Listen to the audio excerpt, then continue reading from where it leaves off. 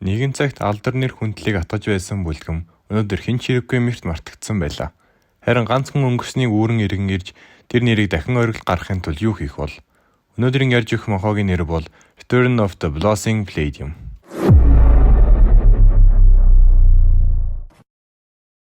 Тусан будагдаж нэг гараа алдсан ир чөтгөрийн өөдөөс харан суун. Хаасайгүй зогтсоор дүрч чөтгөр.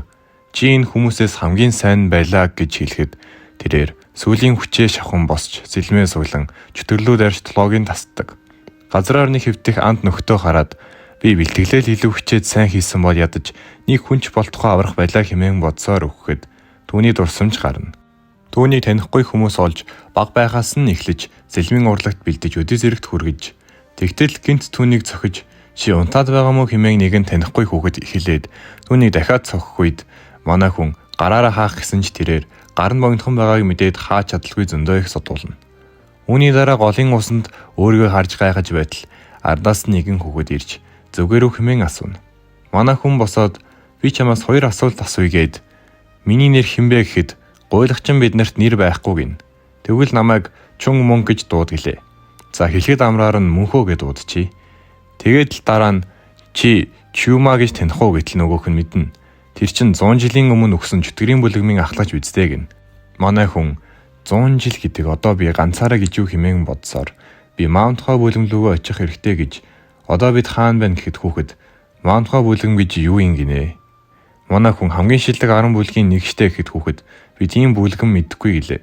Шилдэг бүлгэм байсан Маунтхой одоо яаж орц сургуу болчихв гэж гайхаж түүнээс яаж Маунтхой алга болчихоо гэхэд хүүхэд Маунтхой гэж Шанхи эсгээр байдаг гэж сонссон юм байна. Гэхдээ Маунтхой аль дээр бутран унаагүй билүү гин. Манай хүн хэлэх үггүй болтлоо гайхан. Тийм байх боломжгүй. Би өөрийнхөө нүдээр харна гэж шууд Маунтхойгийн зүг гүйж эхэлнэ. Тэрээр жоохон гүйчээл ядраад унаад өгнө. Тэгээд би яаж ийм биедээ тэр хүртэл явнаа гэд нэгэн модны дор суугаад өвнөх сурсан зүйлээ ашиглаж энерги өрөмтлүүлэн гидсэндээ төвлөрүүлж энерги баг урагдах аргыг сурдаг. Тэгээд л буцаад босоод гүйх гэтэл тэрээр бүх энерги шинэ арга сургад ашигласан болохоор унаад өгдөг. Тэгтэл хоёр хүүхэд ахаа дээр хүүхэд бидний гуйх газар гуйгаад байна гэсээр ахтаа хэлнэ. Ах нь очиод зодолморгүй байвал эндээс яв гэхэд манай хүн тэр гурыг бол зүгээр гөвөөд хайдаг. Тэгээл тэднэрт дахиж ингэвэл алан шүүгээд хөөгөөд явуулна. Хэдэн хоногийн дараа манай хүн уулууд авирч арай ятан Маунтхойд ирэхэд нэгэн эрт түүнийг хараад ганцаараа ирсэн мөнгөд отгошоо оруулдаг. Манай хүн дотгошоо ортол хідэн зүйл байхгүй байхыг хараад гайхаж орхино. Мөнхөө явсаар байгаад анхмдын өрөө рүү ирж намайг үлгэмдээ аваач гэж хэлэхэд үгүй гэж хариулах юм бол худлаа түүх зохиондоо гэж бодолж байтал ахлагч шууд зөвшөөрөөд оруулцдаг. Манай хүн танихгүй хүн байхад шууд оруулаа гэд бас л гайхна. Үүний дараа мөнхөө бүлгэмээс авсан хувцас өмсөд өрөөнөөсөө гарч тинж байтал нэгэн улаан үстэй хүүхэд ардаас нь чи яагаад бусдын өрөө рүү шахаагаад байгаа гин. Тэгсэн баахан хүүхэд дундаас нь багш нь хүртэл гарч ирээд яагаад асуудал тариад байна бэлтгэлээ эцгээгээд тэднийг дагуулад гарна. Бэлтгэлийн дараа улаан үст ирээд мөнхөөдөө тулдах гэд элдв янзаар ярьж байтал мөнхөө гинт улаан үсийг таа зэвдэртэл цогтөг. Хэсэг хугацааны дараа манай хүн бүгдийг өвдөг өсгөрүүлсэн. Маунтхой яагаад ийм болцсон гэхэд улаан үст мөнхөөд чи Маунтхойгийн цэцгэн дэлбээс цэлэмчинг мэдгүй. Тэр чөтгөрийн бүлгмийн авахтыг ясны дараа чөтгөрийн бүлгэм уурлаж Маунтхойд ярьж үүнээс болж Маунтхой одоо ботл ийм байдалтай байгаа гэдэг. Мөнхөө сонсчоод надаас болж энэ бүхэн эхэлсэн гэж юу гэж бодно. Маргаашч болж мөнхөө тэднийг сэлмийн бэлтгэлийг хараад нэгэн хүүхдээс бид нар юу хийгээд байгаа гэтэл хүүхэд энэ бол Маунтхойгийн суурь техник. Үүнийг сурсны дараа бид Таи гэдэг техникийг сурна гэдэг. Мөнхөө сонсоод дэлбээ цэцгийн 24 арга яасан бэ гэж гайхна. Бэлтгэлч дуусч орой болоход мөнхөө улаан үстийг дуудаж маргааш үүрийн 5 гэхэд энд байгаа бүх хүмүүсийг цуглуул гэж хэлээд чадахгүй бол яах нь мэдэн биздээ гин. Үүрийн 5 цагч болж бүгд цуглархад зарим нэг нь уурлахад мөнхөө тэр эдийг нэгэн өрөөлөө дагуулж ороод хэсэг хугацааны дараа орсон хүмүүс бүгдээрээ сайхан жагсаа зогсдог. Мөнхөөч урд нь гараад бэлтгэлээ эхэлцгээе гэж хэлнэ. Өглөөж болж багш хаалгаа нээн харахад бүгд ядран газар хөвцгээж байлаа.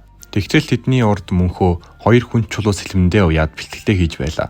Багш мөнхөө дээр очин хин чамааг унтахын оронд бэлтгэл хий гэсэн гэхэд мөнхөө багшаа надад 1 сарын хугацаа өгч үр дүнгийн та хараад гайхгүй бол би Маунтхойг орхиё гэхэд багш энэ хүүхэд яг хаанаас ирсэн бол гэж гайхаж мөнхөөд тохирлоо гэж хэлээд сурагчдаа бэлтгэлээ сайн хийгээрэй гэж хэлээд яваад өгдөг. Үүний дараа мөнхөө энерги цогтолж бэлтгэл хийж байхдаа энд байгаа бүх хүн хэд сул дорой байна. Би яаж хүчтэй болох уу гэж боддог. Оройч болж улаан үст найз болох цэнхэр үсттэйгээ ярихдаа би Маунтхойг дууссан гэж бодож байлаа. Гэтэ мөнхөө гэрснээс хойш би бэлтгэл гэж юу болохыг ойлгож Маунтхойд үлдмээр байна гэдэг. Энэ хоёрын яриаг мөнхөө модон дээрээ сонсож байхад гинт бүлэгмийн хаалгыг хүмүүс эвдэж бид өрөө аммаараа байна гэж орилдож эхэлнэ. Тэр дундаас нэг гар бүлгийн амхтаа бид олон дахин уулууд явмааргүй байна. Өрөө төлөх хугацаа чинь хэтэрсэн байна. Бид танд дахиад 7 хоногийн хугацаа өгье. Энэ хугацаанд өгөхгүй бол бид Маунтхой хийдийг авах болно гэд яваад өгдөг. Үнийг сонсчоод мөнхөө яаж өрөнд хүртэл ордог байна. Энэ янзаараа хийдэ алтхан гэд хар хувц сөмсөд хотлоо явдаг. Нөгөө өөр нэгсэн хэд хоолунд идсэн. Маунтхойг авчих юм бол би баяжлаа. Тэр их түүхтэй бүлгэмийг алга болгохыг хүссэн өөр бүлгэмүүд хэдийг төлөх бол гэсээр шуналтан ууцгаана. Үүний дараа тэдний нэг нь гарч явахыг мөнхөө хараад очино. Миний асуусан асуултанд хариулах юм бол зүгээр явуулъя гэж хэлдэг.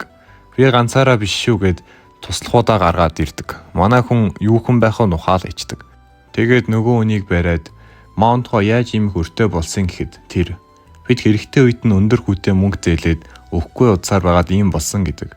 Мөнхөө дараа нь Маунтхойгийн ажилтдаг үнэт эдлийн дэлгүүр хайцсан гэхэд тэр Маунтхойгийнхаа ёсгүйтэй гэхэд мөнхөө уурлан зөхөх гэж байхад нэгэн сэлэнтэй гарч ирээд мөнхөөлөө дайрахад мөнхөө газраас сэлэм аваад өмнөх дурсамжийн мэдлэгээ ашиглан хааж Маунтхойгийн цэцгэн техникийг ашиглан ялдаг.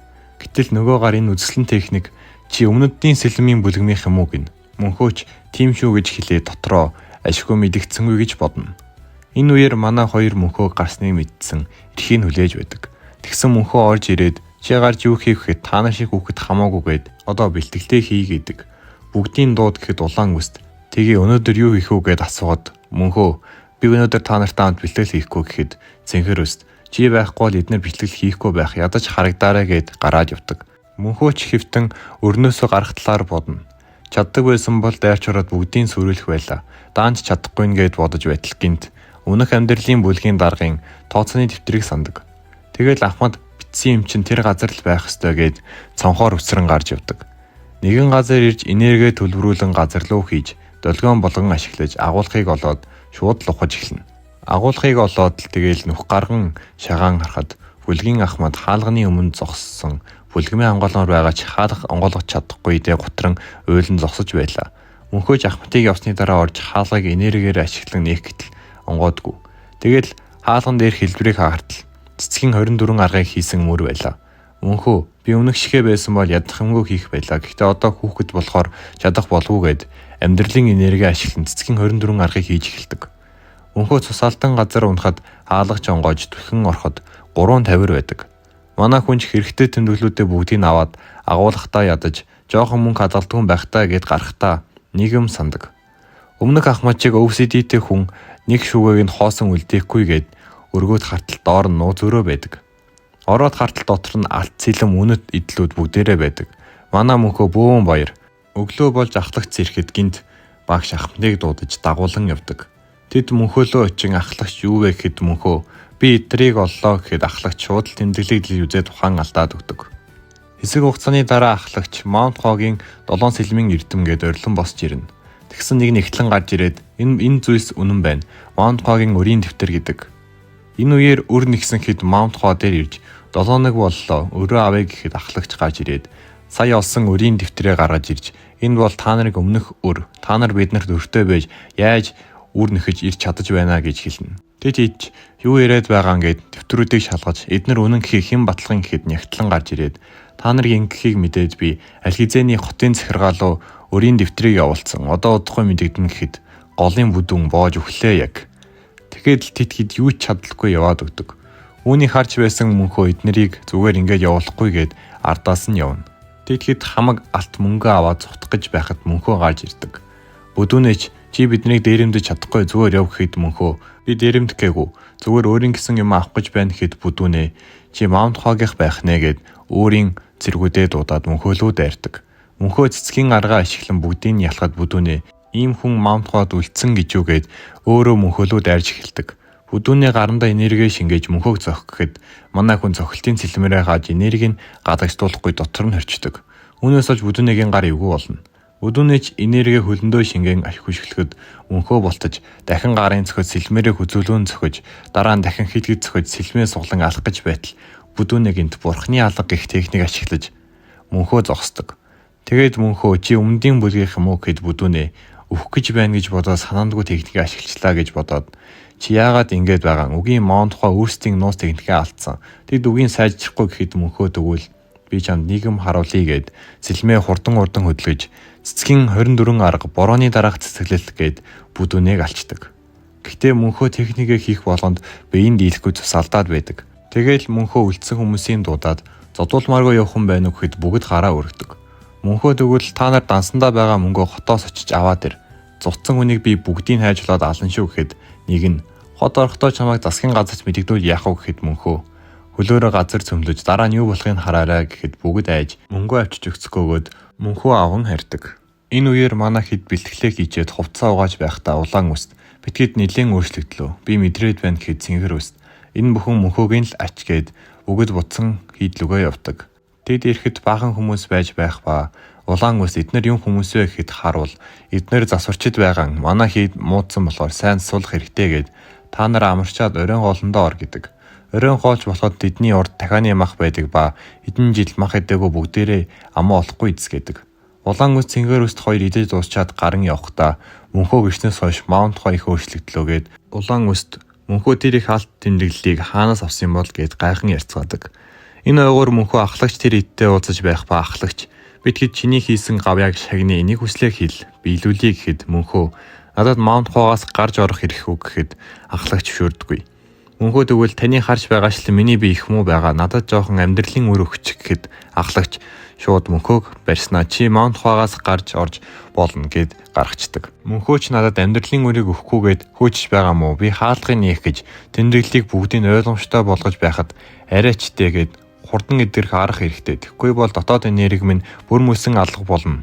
Идэрх хоёр гаргал байна. Нэг нь амьдралын үр идэх, нөгөөх нь өөр хүнээр энерги шилжүүлэх гээд.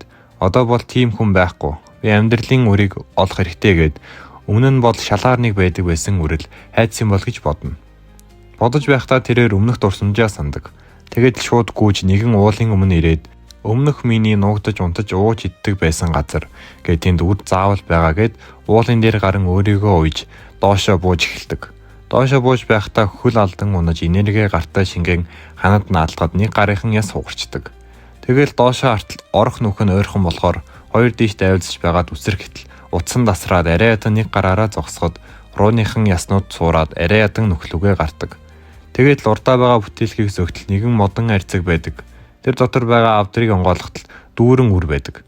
Манай хүн ч баярлаад нэгийг идээд төвлөрч энергийг шингээх гэж оролдож эхэлдэгч энергийг дийлэхгүй энергийн урсгал толгоон хэсэг хүртэл явдаг. Толгоон хэсэг дэх энергийн хаан эвдэрх юм бол манай хүн үхэн гэсэн үг. Тэгтэл мөнхөө өмнөх багшийнхаа хэлсэн үгийг санаж урсгалыг нь намдааж баг багаар энергийг оруулж эвдэрхээс сэргийлж энергийг хадгалж чаддаг. Манай хүний бүх юмдл эдгэрч түүний энергич ихсэж илүү хүчтэй болдог. Тэгээд мөнхөө үр болон хідэн байсан архийг аваад буухад зовсон удургаа хэд үсрээл гарчдаг.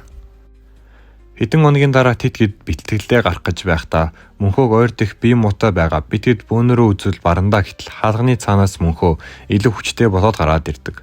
Тэгэл өнөөдрийн бэлтгэл бол уул руу авирах. Сүүлд ирсэн хүн өглөөний цагаа уухгүй гэхэд тэд бүгдээрээ гүйж эхэлдэг.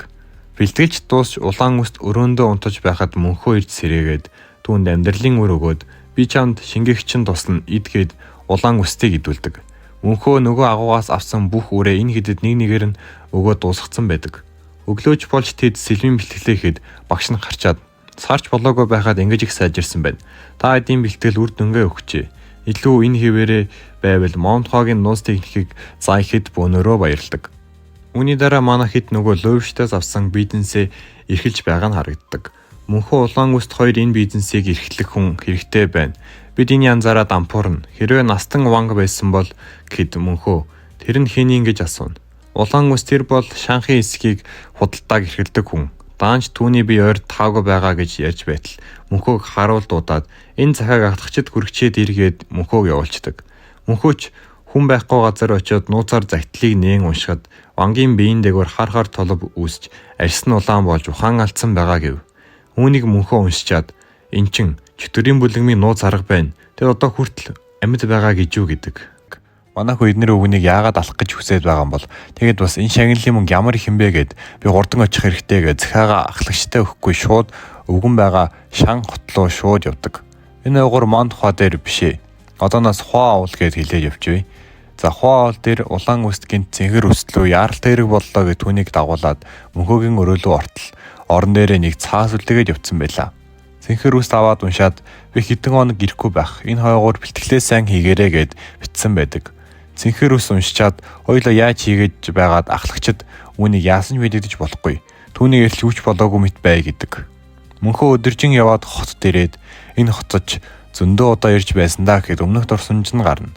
Манай хүн өмнөх амьдралдаа энэ хотоор явж байгаад өмнөдийн хідэн гарыг мөрөгчдөг. Тэд хийж хоо олын суугинд юу хийж байгаа чам шиг юм өмнөдийн намайг мөргөд хурдхан шиг уушлахгүй гэхэд мөнхөө уурлан шууд тэр гурыг нүдээр аячна. Ерөн дээр үеэс хойш хоо ол болон өмнөдийн бүлэг хоорондоо хэн илүү гэдгээ байнга үзэлчиж бинийг үзэн ядсаар ирсэн. Мөнхөө бол өмнөдийн бүлгийг шан хотод очих болгондоо таарсан болгоны зодоол явдаг байсан дурсамж нь гардаг. Өвгөний бие улам удаж үдсэн эмч болгон хордсон байна. Гэт эмчилгээ идэгч үр дүнгүй болохоор өвгөний хүү санаа алдан суун. Гэтэл түүний ардаас өмнөдийн багш орж ирээд үнэнтэй эвлэрэх цаг болсон. Эмчилгээ авах аргагүй.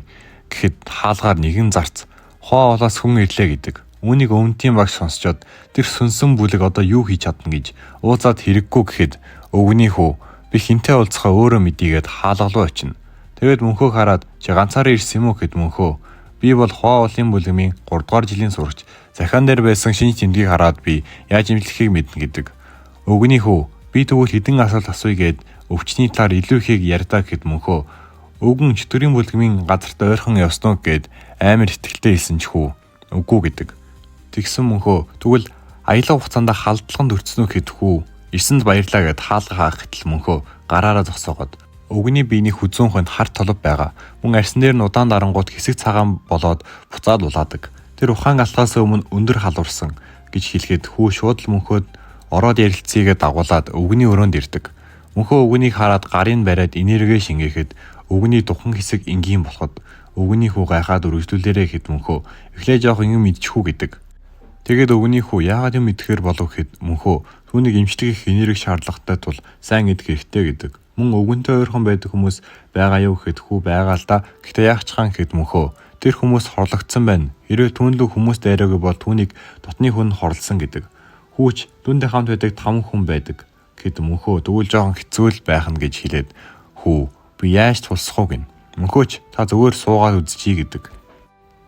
Энэ өвгөр нөгөө өмнөдийн бүлгмийн багш нэгэн сурагчтай тэр хоолын гараас суулж би өвгөний хүү талзаас чадсангүй гэхэд сурагч нь би тэр хүүхдийг тэгвэл очиод тулаанд дуудаад баг зэрэг сургамж өгье гин. Багш тэгвэл бид хүүхд дээрлэгсэн гэд сургал гарна хэрэггүй гэхэд сурагч үгийн дээр үес хоо оолтой тулаан хийдэг байсан юм чин тийм сургал гарахгүй байхаа гэд багштай би явчаад ирээгээд явдаг. Тэр хоёрч өвгөний ажилладаг худалдааны бүлгэн дээр ирж мөнхөө дээр ирээд өмнөдийн бүлгмийн 2 дугаар жилийн сурагч хоо олын сурагчтай тарах нэг төрлийн хэрэг байна. Намайг Саяун гэдэг болох бол хоёулаа хоорондоо нөхөрсөг тулаан хийж болох уу гэтэл мөнхөө би одоо чамтай юу за яах вэ болно л доо битгий 10 сараа гэдэг. Үүнийг сонссон Саяунг ууранд хүрч эхэлнэ. Тэр хоёр ийн хоорондох тулаан эхлэж Саяунг шууд л дайран очиход мөнхөө хааж Саяун өргөжлүүлэн зогсоор мөнхөөч бүх цогцлтыг ядахмгүй хаагаад Саяунч тэгээд ингэж өдүүлчихэд одоо миний цогцлтыг бүгдийг хаагаад гээд өөрийн хүчээ гаргаж өмнөдийн 36 дэлхийн сэлмийн техник нэг дэлхийн төлөө гээд дайрч яг мөнхөөг онохын даван дээр түүний найз Саяун гэж ойрлоход тэрээр техникээ зогсооход мөнхөө арагшаагаа шидэгдэж цус алдаж эхэлдэг.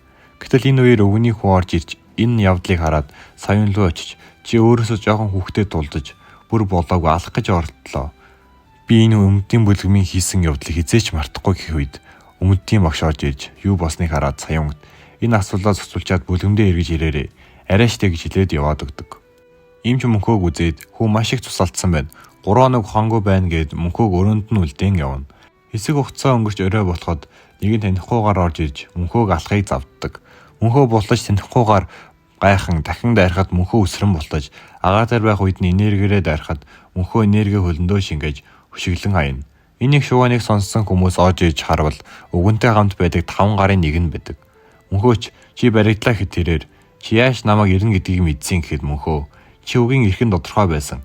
Намайг алж өмнөдийн бүлгэмд гол буруугийн чихэх сайхан боломжийг яаж чи алдах вэ гэхэд эн чин юу ч нотлохгүй би өвгөнд юу ч хийгээгүй гэхэд мөнхөө тэгвэл үхэлтэн золоод мэдчихий гээл дайхад тэрээр айсандаа цохилтыг хаагаад мөнхөөгийн гар улаан болдог. Тэгэд мөнхөө шууд за хараараа энэ бол чөтгөрийн бүлгэмийн цусан гар гэдэг арга гэхэд өвгөний хүүнийг хараад түүнийг байрж ав гэхэд танихгүйгээр энерги өрөмтлүүлж тэр идлүү шитгэхэд мөнхөө урд дурнаар чамгаална.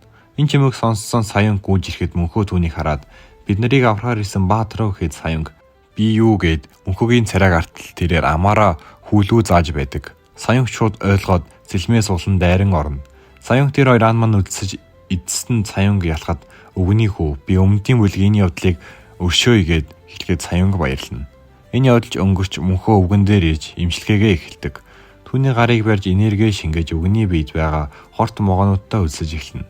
Могоонуудыг дайрч ирэхэд энерги ашиглан устгаж ихэнгийн цавчин устгахад өвгөний зээж хэсэг хүртлээ зүгээр болсон байдаг. Тэгсэн могоонууд мөнхөөгөөс айж бүгдээрээ өвгөний толгой руу цугларч мөнхөө өвгөнийг харчаад энийх энергийг өвгөнд хэсгүүгээд өвгөний толгой дээр гараа тавьж хорт энергийг өөрлөгөө шингээж маш ихээр өвдөж ухаан алтхын даван дээр мөнхөө энерги удирдаж дахин устгаж эхэлдэг. Түүнлүү дайрахад мөнхөө үсрэн бултаж ажуугаас нь могоо орж ирэн түүнийг хазна. Мөнхөөч сэлмээрээ яг устгах гэж байтал өөр нэг гарч ирж нөгөө гарыг хазаж мөнхөө сэлмээ унгаана. Үүнийг харсан могооноор дайрч мөнхөө хүндхэн байдалд ороход мөнхөө энерги бүх биеэрээ тарааж нэгэн зэрэг энерги ихсгэж бүгдийг дэлбэлж алж чөтгөрийн энергийг зайлуулж чаддаг. Энэ үеэс өвгөн сэрж нүдэн нэн. Хэдэн хоног өнгөрч мөнхөө хаа ботлоо эдэн сууна. Хаалга онгооч өвгөн хүү хоёр орж ирэхэд өвгөн шууд л өвдөөс өгдөн миний амийг авсанд баярлалаа хэмээн мөнхөөд хэлнэ. Тэгээд би таны хүслийг биелүүлэхэд мөнхөө за яах юм бэ? Биений явдлын талаар бүлгэмдээ ч хэллэхгүй таны бие муу байгааг уншаад хамаг урдаараа ирсэн гэхэд өвгөн миний төлөө энэ бүх зүйлсийг хийсэн гэж үгээд би таны хүслийг заавал биелүүлнэ гэдэг. Энэ явдлын дараа мөнхөө хэвтэж байх үеэр Саян гэж мөнхөө сэлэм өгөөд хоёулаа дахиад нэг үзье. Энэ удаад бүх хүчээрээ туллаараа гэхэд мөнхөөч суугаад тэр хоёр дахин тулдана. Саян мөнхөөгийн авраг хараад айж чичрэхэд мөнхөөч хүрээд иргэн. Саян энэ бол миний хамгийн сайн техник гэд сэлмээ эргүүлэхэд мөнхөө өмнөдийн бүлэг хизээд өвөл үзэгдэх сэлмийг ашигладаг болцсон гэхэд Саян сэлмээ чанга хатгаад 12 сэлмийн хөдөлгөөн цасан цэсгийн сэлэм гэд дайрахад мөнхөө үүнийг хараад Саянгийн ганц охилтоор дуусгаад түүнийг барьж чин техникийг хаанаас сурсан гэд асар ихээр уралдаг. Нэг мэтгэд Саян орон дээр сэрхэд мөнхөө түүнээс чин тэр техникийг хаанаас сурсан гэхэд Саян өмнөдийн бүлгийн багш надад зааж өгсөн гэхэд мөнхөө мөн өмнөдийн бүлгийнхан бид нар л чөтгөрийн бүлгэм дайрахад биднээс ирж бидний техникийг хуссан байна гэд Саян чи битгий наа техникээ сур оронд нь үдсэн техник байрлалаа өөрчилж сайжруулж энерги зөв удирд гэдэг. Саян ч таны эснийг ойлголоо гэд мөнхөө гарч яваад би хүчтэй болохгүй бол болохгүй гэдэг. Энэ үеэр хоо хоолын хэд мөнхөг алга бусдын мэдээд ярилцаж байдаг. Ахлагч хідүүлээ хотоор хайж эхлэе түүнийг олж магадгүй хэд гинт мөнхөө ирлээгээд харуул хэлэхэд ахлагч шууд гүүн гарч мөнхөө дээр очиход мөнхөө ахлагчаад мөнхөө миний бие буцан ирлээхэд нарийн бичиг чийдэн хоног хайцсан дураараа гарчаад одоо яаж бусч ирж байна гэд зангилахад гинт түүний ардаас өвгөн гарч ирж түүнийг битий цаган тэр миний амийг аварсан гэхэд ахлагч мөнхөө лөө гайхан харна. Хэсэг хугацааны дараа мөнхөө гараа өргөн сууж байдаг. Ахлагч түүнээс яаж амийг аварсан гэхэд мөнхөө гуйлагчин байсан битгээд өвчин их өртдөг байсан. Гэхдээ нэгэн уланд ороод цэцгийг идэхээр энерги сэргэж идэгдэг гэхэд багш нь би энэ талаар мөн бас сонссон байна гэд мөнхөөч хуурчлаа гэж дотроо бодно. Тэгсэн ахлагч мөнхөөгийн толгойг илээд сайн байна гэд инээн. Өвгөнч би өөрийн амиа авруулсан аж тусаар хуваа авал бүлгэм тусалмаар байна. Би өөрт байгаа бүх зүйлээ өгөх болно. Хуваа авалын эдийн засгийг надад атгахад болно. Гэтэ хоёр нөхцөлөө гэхэд ахлагч юу юм гэхэд нэгт бид нар мөнгө хөрөмлүүлэхгүй олсон бүх мөнгөө хуваа авал дээр ашиглана. Хоёрт мөнхөөд сайн хандааргээд яваад өгдөг. Энэ онгорч засглаа хийсээр байгаад манай хэд амар булчинтай болцгоодог. Зэнхэр өсч улаан үстийг дуудаж бид хэдий ботл ингэж биеийн хүчээ сайжруулах юм бол гэхэд улаан үст яах вэ хийж ил бай би бол одоо хамаагүй хүчтэй болсон. Гэхдээ одоо энэ булчингаа ашигламаар байна гэдэг. Зэнхэр өсч хоёлаа мөнхөө гэхээр түнд өөр бэлтгэл хийгээд асууя гэцгээдэг. Энэ хойгоор мөнхөө орноосоо босон ой модлоо алхаж байдаг. Хэсэг алхасаар зогсоход мөнхөө нэгэн бүсгүй бэлтгэл хийж байхыг олж хардаг. Мөнхөө түүний хөдөлгөөн хөнгөн мөртлөө хүчтэй хоолын үндсэн техникийг сайн сурсан байна гэж бодож байтал бүсгүй гинт мөнхөө лөө дайрч чи хинбэ чамааг энэ хавьд нэг ч харж байгаагүй юм байна гэдэг. Мөнхөөч тэр үнэхээр хөөх юм а өмнөх би байсан бол дурлахаар байлаа гэж бодон би 3 дугаар жилийн сурагч гэхэд бүсгүй годлаа яар 3 дугаар жилийнхэн ой модлоо орох хориотой гэхэд мөнхөө ахлагч надад тусгай ирэх өгсөн гэхэд бүсгүй Би ягтгчаас өөрөө асууна. Чиний нэр хинбэ гэхэд мөнхөө гэд өөрийгөө Йоос Йоол гэддэг. За одооноос хөөхнөө гэд дуудъя.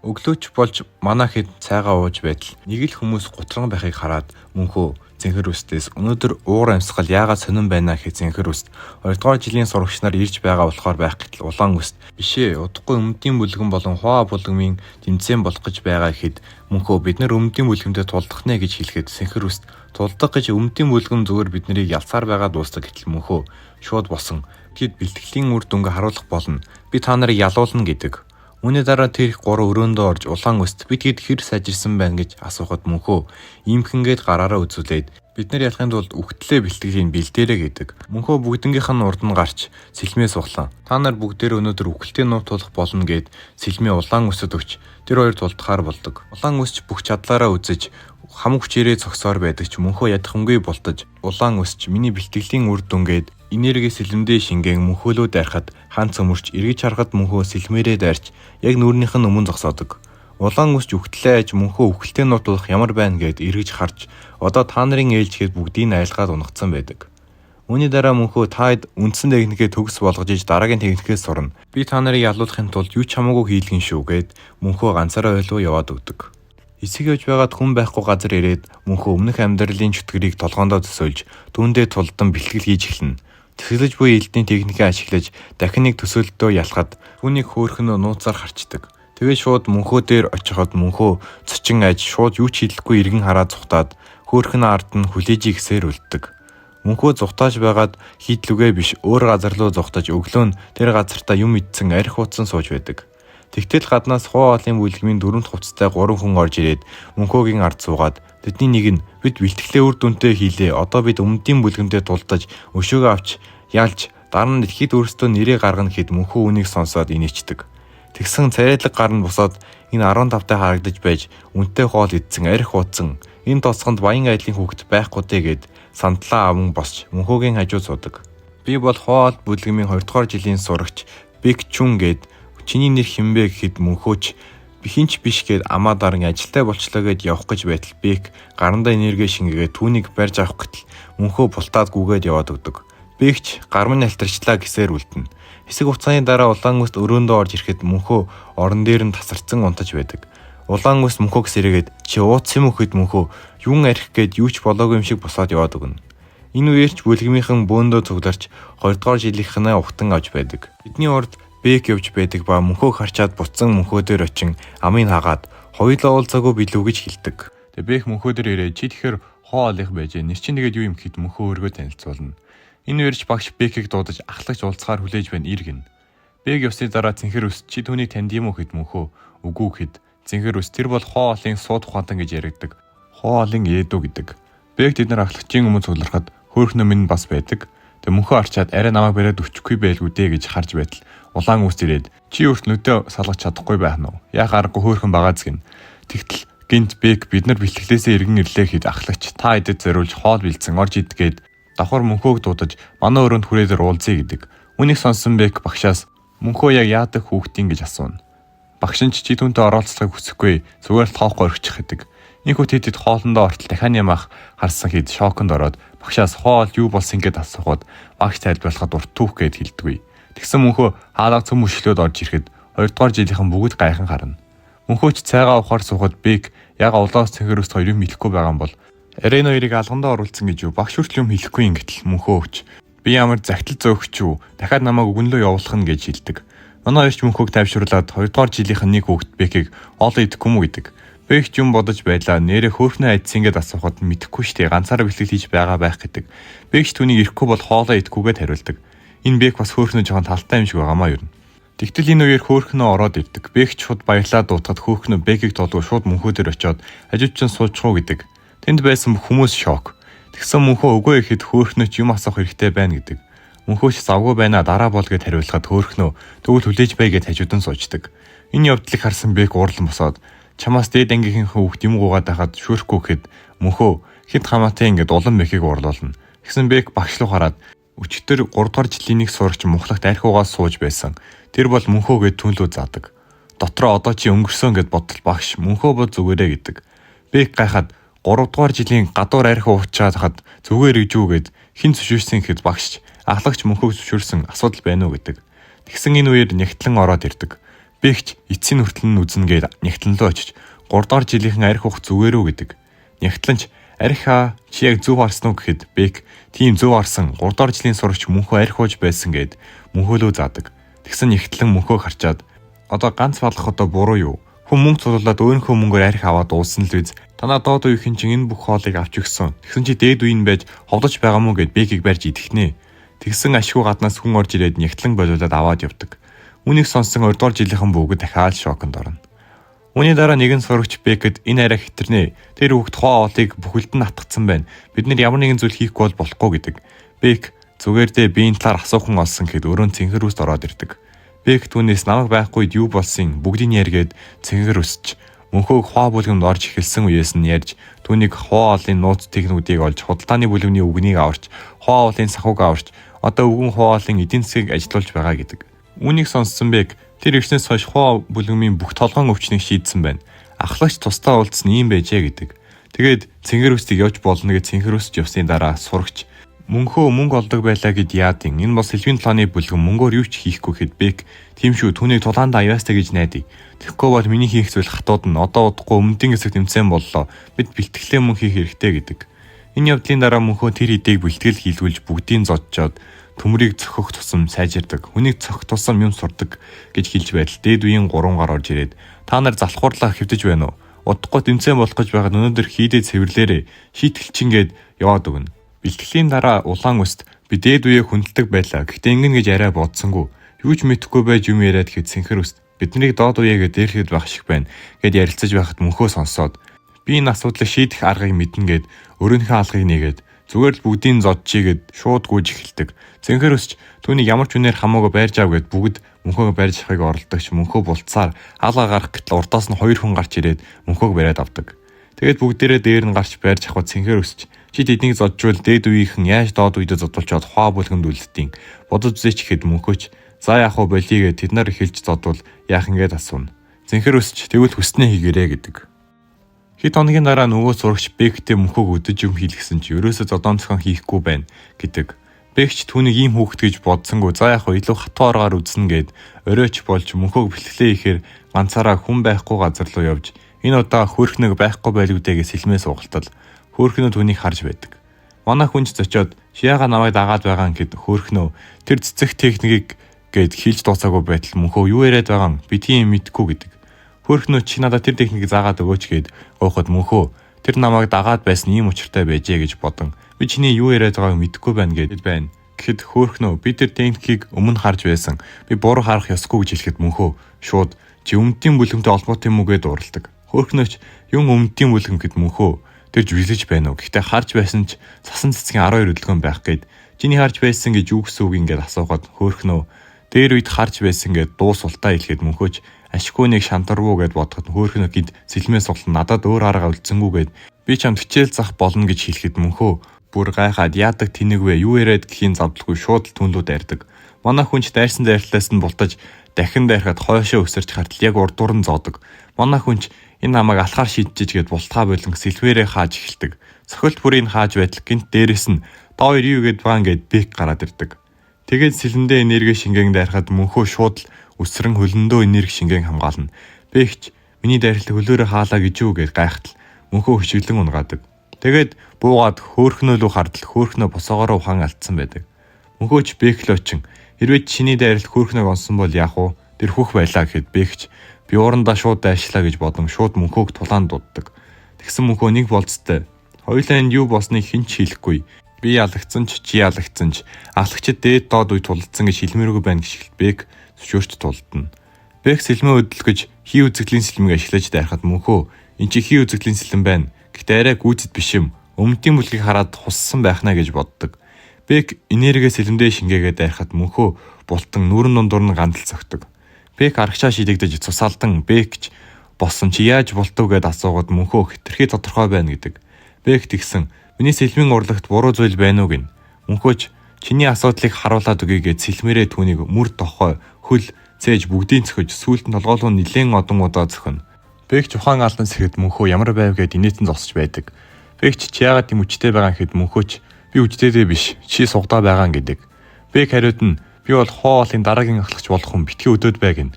Мөнхөөч чи өмдийн бүлэгтээ дулдаад нэг нь ч барахгүй гэд Бэкч чи эдийн марх ингээд асуугаад мөнхөө мэдээж би бүгдийг барна. Би хамгийн хүчтэй нь гэдэг. Бэкч чи намайг хүчтэй болгож чадах уу гэд асуухад мөнхөө мэдээж чадна гэдэг. Бэкч тэгвэл гуйж байна. Намайг хүчтэй болгооч би юу ч хамаагүй хийгэн.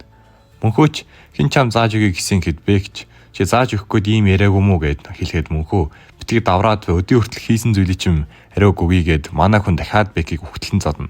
Хэсэг хугацаа өнгөрч Бэк ухаан алдаад гачин болцсон хэвтэж байдаг. Манай хүнч суугаад амарч байхад ардаас нь хөөхнөө гинт гарч ирээд надаа заагаад өгөө дахиад л асууна. Мөнхөө хариуд нь чи өгийн хоо оолт байвал сурна гэтэл хөөхнөө хоо оолоос тэр техник алдагдсан боломжгүй гэдэг. Үүнийг сонссон мөнхөө тэр алга болсныг мэдэж байна гэж бодоод гэхдээ удахгүй буцаад хоо оол техникээс эргэн гээд мөнхөө босон энерги хурандаа шингээж агаар дээр хоо оолын үндсэн техникийг зурдаг. Хөөхнөө үүнийг харчаад чи намайг суур техникээс сайжруулж гэж байгаа мó ойлголоо гэд хэлэхэд мөнхөөч тэр хөөхнөөс гадна бас ухаантай юм гин. Бэклүү зан наатаа хамт авч яваарай гэд яваад өгдөг. Манай хүн хийддээ ирэхэд улаан ус цэнхэрүүст хоёр хүлээж байдаг. Тэгээд түүнээс Бэкийг харсан уу түүнийг алга болсон гэд хайж байна гэхэд мөнхөө зүгээр дээ түүнтэй би хамт байсан гэдэг. Цэнхэрүүсч арай чи түүнтэй тулдаагүй биз гэд асуухад мөнхөө би тулдаагүй түүнийг үхтлэн зодсон гэдэг.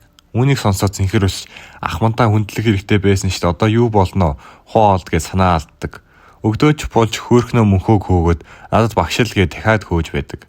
Үүнийг харсан нөгөө хүүхэд Бэкэд түүнийг зүгээр байлгаад байх юм уу гэд асуухад Бэкч тэр чиний оролдохоор хүүхэд биш. Одоо зүгээр өмдийн бүлгэмийн эсрэгт бэлтгэлээ хийгээд бид нар ялахын тулд бэлтгэлээ хийх ёстой гэд дотроо би заавал үн цэнтэй гэдгийг нотлно гэж боддог. Хэдэн өдөр өнгөрч ахлагч багшид өмдийн бүлгэм ирэх өдөр боллоо. Бид энэ удаа ялч чадах болов уу гэд багшаас асууна. Багш би санаа зовж л байна. Өмдийн бүлгэм хүчтэй шүү дээ гэд ахлагч 3 дугаар жилийнхэн хэр байна гэд асууна. Ахлагч тэд сайн бэлтгэлээ хийж байгаа. Тэдний чадвар маш сайн сайжирсан гэдэг. Ахлагч үнэндээ ялагдах нь гол нь биш. Бид хоо оол хэр явааг тэднэрт харуулах хэрэгтэй. Тэднийг угтаж авахд бэлдгээд багшийг явуулдаг. Өмдийн бүлгэмч ирж ахлагч нь хаалгаа аваа засчихжээ гэд дорд үзэн хэлэхэд хаалга онгойж тэднийг угтан авна. Дутгшаа орж хоол унд идгээд урихад өмдийн ахлагч юу л өгөх болдоо гэд ороод чулуун шал хийдийг байгаа байдлыг хараад гайхан та нарт юун засах мөнгө байсан юм уу? Эсвэл бол хүнээс хусаа юу гэдэг. Тэгсэн энэ үгийг бэлтгэлээж байсан мөнхөө сонсоод новш минь үхвэч гэд хэлдэг. Тэгсэн өмдийн ахлагч чийсээ юу гэж хэлсэн гэд асуухад мөнхөө хажуудаа байсан улаан үстийг хөшөглөж унгаагаад залхуураад гүүхгүй байвал новшоо үхвэрээ гэд хэлдэг. Тэгээд өмдийн ахлагч руу эргэж хараад та буруу сонссон байх гэд хэлтэл ахлагч би хууртна гэж байхгүй гэд уурлаж байхад ардаас нэг гаргаж ирээд жоохон хүүхдээ маргалаа гэд энд ашиггүй гэд мөнхөөг 3 дугаар жилийн байж олон юм ярих юмаа гэд мөнхөөч юу гинэ юу ч сонсогдсонгүй гэдэг. Нөгөө гарч уурлаад өөрөөс ахмад хүнтэй яаж харилцаад байгаа новш вэ гэд мөнхөөлөө очих гэтэл ахлагч нь байлуулаад чамаа хүчтэй гэж найдаа идэхгүй бол тэмцээн дээр шившиг болно шүү гэд өмдийн бүлгэм яваад өнгөрөхөд саянг мөнхөөг хараад мэдлээд өнгөрнө. Мөнхөөч эргэж хараад тэдний хийсэн үйлдэл харсан биз дээ. Та нар ялагдаад үзээрэй. Ялагдах юм бол миний гарт үгсэн гэж мэдээрэй гэд хэлдэг. Өмдийн бүлгийнхэн хоолоо идэж байхад нөгөө ууралсангаар сүйрцэн хоол бүлгэмтэй биднийг харьцуулж байна. Бид төгс ядтыг байгуулах болно гэд босож бид хоол бүлгэмийг нэг ч хожигдолгүйгээр ялж өмдийн бүлгийг дэлхийн шилдэг бүлгэн болтол хичээх болно гэд хэлтэл ардаас нь ахлагч нь орж ирээд миний хэлхийг хүсэж байсан зүйлсийг чийсээ хэлжлээ. Гэтэ тэр амтныг яах гэж байна? Гангрён гэхэд энэ бол 3 дугаар жилийн хамгийн сайн сурагч. Тэр түүнтэй үзнэ гэдэг. Оройч болж улаан үст цэнхэр үст хоёр унтаж чадлагүй юм ярилцсан. Улаан үст бид нар маргааш ялж чадах болов уу гэд асуугаад цэнхэр үст сайн мэдэхгүй л байна гэд ярилцах үед мөнхөө ардаас нь гарч ирээд та хоёр унтахгүй юу гэж байгаа гэд асуухад тэр хоёр унтаж чадахгүй байна гэдэг. Мөнхөөч битгий санаа зовоо. Та нар өдий хүртэл хийсэн мэтлэлээ бод. Та нар байдгаар хичээсэн. Та нар ялах болно. Одоо явж унт гэд өөрөө хідээс гарan явна. Мөнхөө дахин хүн байхгүй газар ирээд ойр хаваа харахад нэгэн хоёр хүний энерги мэдрэгддэг. Тэгээд хэрэг дурлаад нууцаар харахад Бэк өмдийн бүлгийн нөгөө гартаа уулзаж байдаг. Гунгрёнг миний дүү сайн сууж байв уу? Дунгрёнг гэдэг. Бэкч намайг битгий тэгж дууд. Одоо би бол Бэк гэхэд Гунгрёнг чи биднээс урууж сүрсэн хуал бүлгэмд орох чинь буруу шийдвэр байсан. Гэхдээ яах вэ? Чамайг өвдөөс өдөөд гойвол өмдийн бүлгэмдээ авъя гэдэг. Үүнийг сонссон Бэк би хоол бүлгэмээс хизээч гарахгүй. Энэ бүлгэм надад зориг өгсөн. Би энэ бүлгэмийг буцаад сэргээн гэдэг. Тэгсэн Гунгрёнг энерги гаргаж Маргаашийн тулаанда намайг барах юм шиг байна уу? Амжилт хүсье гэд яваад өгдөг. Бэгч эргээд артал мөнхөө байж байдаг. Бэгч чи бүгдийн сонсноо гэд асуугаад мөнхөө бүгдийн сонссон Донирён гэд би хинч юуч хэлэхгүй. Чиний гаргасан шийдвэр зөв байсан. Хоол бүлгэмийг буцаад сэргээрээ гэдэг. Гэхдээ маргааш шийдвүлээ өмнөдийн бүлгэн бутаах болно гин. Маргаашч болж ахлагч сурагчдаа үг хэлэн зогсно. Тэд нарт амжилт хүсэж байна. Та нарт найдаж байгаа шүү гэдэг. Тулаан чиглэхээр болж хоёр талаас судалдаа сухад гинт хийдийн алгаар тулааныг үзэхээр бахан хүмүүс ороод ирдэг. Ахлагч юм хүмүүс вэ гэж гайхаж байтал өвгөн гарч ирээд тулааныг үзэгчтэй үзвэл гоё штэ гэд хэлдэг. Яг үүнд хэдэн өдрийн өмнө өвгөнд мөнхөөгөөс цахиа ирсэн байдаг. Үүн дээр нь тулааныг үзэхээр хүмүүс авчраарай гэд бичдэг. Өвгөн ч хийснээр нь авчирдаг. Тэгэл ахлагч хэлэх үггүй болоод ирсэн хүмүүс нь ширээ засч өгөөд тулааныг эхлүүлэхээр багш гарч ирнэ. Эхний тулаанаар Бэкийн эсрэг Гүнгрёнг тулдна гэд эхний тулаан эхэлдэг. Бэк шууд барын сэлмийн техник гэд дайрч дараалан зөхиод шороо босож цэнхэр үст Бэк ялж байна гэтэл мөнхөө үгүй ялахын тулд онох ёстой гэдэг. Гэтэл шороон дундаас Гүнгрёнг ингээл болоо юу гэ гараад ирдэг. Бэкч үргэлжлүүлэн дайрсаар байдаг ч нэг ч удаа ондгүй. Тэгэд би түүнд хүрч чадахгүй байна гэж бодно. Дахин сэлэндээ энерги шингээж олон дахин дайрсан ч Гүнгрёнг амархан булцаар Бэк хамаг хүчээрээ ойртон дайрдагч Гүнгрёнг түүнийг ганц цохоод унагчдаг. Тэгээ хажууд нь ирж дахин цохиж Бэкч босон зогсоод түүнийг хэдэн талаас нь дахин цохиж түүнийг ухаан алдуулдаг. Тэгээд энэ бол бидний хүчний ялгаа гэж орилж эхний тулаанд өмнөдийн бүлгэм ялдаг. Энэ тулааныг харсан үзэгчид Гүнгрёнг аргагүй чадварлаг юм. Хоол бүлгэм юу ч хийж чадсангүйгээд мууж эхэлдэг. Үүнийг сонссон өвгөн мөнхөө чамд бодсон юм байгаа л бидтэй хэмээн бодно. Хоёр дахь тулаан эхэлж өмнөдийн бүлгэм амархан дахиад ялна. Ийхүү хоёрдугаар жилийнхэн бүгд тулдаж бүгдээрээ ялагдаж ахлагч бүр нүрэ хийх газаргүй болж өмнөдийн бүлгийнхэн 10 дараалж алж өмнөдийн ахлагч баярлаад миний хүлээж байсан үрдэн муу хуа бүлэг та нар сүрсэн гэд боддог. Үзэгчч бас энэ хэтэрхий нэг талтай байна. Хоол бүлгэм ийм муу гэж үгээд ярилцсан. Тэгсэн талбай дээр багш гарч ирж одоо 3 дугаар жилийнхний тулаан эхэллээ гэд хэлдэг. Мөнхөө харин тэнд бүр уурлаж үхэх гэж шууд үсрэн гарч хинч хамаагүй гараад ирэхэд өмнөдөөс нөгөө үхс гаж ирж би чамайг ялах гээд хэлж дуусаагүй байтал мөнхөө очиж нүүрэн дундуур нь ганц цохиж унагадаг. Хүүхэж иргэн босч самцаа урд тусаа тогтоогоод би чамайг ээж авч танихгүй болол гачин болгондоо гэд дайртал мөнхөө гидсэн дундуур нь цохиж дахин арт урдаас нь агаар дээр цохин бууж ирэхэд нь хөшиглэн унгааж ялтыг авдаг. Энэ явдлыг харсан ахлагч бүх хүмүүс гайхаж ахлагч багшаас тэр бүлгэнд ороод хэр удаж байгаа билээ гэхэд багш 6 сар гэдэг. Ахлагч тэр ганц нэг азтай биш мөн чадварлаг байсан байна гэдэг. Үзэгчч мөн хоол бүлгэнд ийм чадварлаг хүн байсан байна гэд ярилцаж эхэлнэ. Дараагийн тулаан эхэлж цэнхэр үст талбай дээр гарч ирэхэд Гүнгрёнг хожигдсондоо уурлан нэгэн хүүхдэд түүнийг ялаад ялтыг авчиргээд явуулдаг. Ийхүү тулаан эхэлж хүүхэд шууд ширүүн дайрч эхэлдэг. Цэнхэр үст цохилт болгоныг хааж буцаан хариуц цохиход өмнөдийн хүүхэд уурлан үсрэн дайрахад цэнхэр үст хөшиглэн ойшлуулж дахин дайрч ирэхэд толгой дээрээс нь эцдоош цогтөгч өмнөдийн хүүхэд мэдээ таахад цэнхэр үст сэлбийн хуг цохоод хүүхдийг ухаан алдуулж хоёр дахь тулаанд ялдаг. Үүнийг хараад бүгдээрээ баярлаж ахлагч бүр баялсандаа ухаан алдна. Дараагийн тулаанд харин улаан үст гарч өрсөлдөгчлүүгээ хүчтэй зогсолтгүй дайрсаар буулган авдаг. Ийхүү 3 дугаар жилийнхэн өмнөдийн 3 дугаар жилийнхнийг дараалан амархан ялдаг. Цэнхэр үсч бид нар 10 дараалж ялаад тэнцчлээ гэдэг. Мөнхөөч юун тэнцэх тийм үг миний үгийн санаа байхгүйгээ талбайлуу үсрэн гарч энэ тэмцээнд хинч ялсангүй. Одоо ялсан хүмүүс дундаа дахин тэмцээн зохиож ялсан дахин тулдвал яаж байна? Яагаагүй бол хүрээдэр гэдэг. Өмнөдийн бүлгэм энэ хойгоор уурлаж ахлагч нь зөвшөөрч хоо бүлгэмийн ахлагч мөн зөвшөөрч мөнхөөгийн эсрэг 20 дугаар жилийнхэн нэг сурагч гарч ирдэг. Тэрээр шууд гарч ирээд шууд үл үжигдэх цэлмийг ашиглан дайрахад мөнхөө ганц цогтолоор зогсоож баруун зүүнээс нь хүчтэй цохиж үргэлжлүүлэн цогсоор булан чахаж дахин нэг цогтол сурагч айн талбайгаас унан хасагдана. Мөнхөж дараагийнх нь гээд дахин нэг сурагч гарч ирээд мөнхөө лөө хартал ауранаас найж хөшгөд мөнхөө дээрээс нь хэд хэдэн цохон дахин ялна. Дахиад дараагийнх нь гэдэг. Ийхүү мөнхөө 6 дараалж ялдаг. Тэгээд Гүнгрёнг жуурлан одоо би гарлаа гэд гарах гэхэд ахлагч битгий тэнэгтээд буцаад суу. Түүнийг аль болох ядрааж байгаа чи гарч тулд гэд оронд нь өөрхөн тулдуулдаг. Энэ уугаар түүнийг дагуулж яваад ахлагч түүнийг чи барах юм шиг байна уу гэхэд Гүнгрёнг тэр туршлага муутай болохоор барж магадгүй гэхэд ахлагч яг зөв.